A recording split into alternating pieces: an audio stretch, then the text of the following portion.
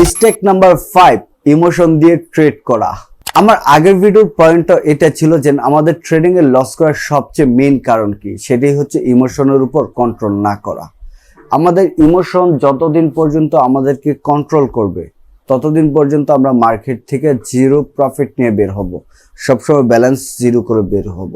Emotion control ছাড়া trading এ কখনোই কেউ সাকসেসফুল হতে পারে নাই।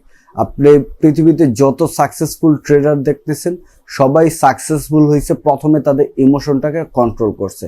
আপনি যদি ইমোশন কন্ট্রোল করতে না পারেন তাহলে ভাই দয়া করে ট্রেড করবেন না, ডেমোতে প্র্যাকটিস করেন।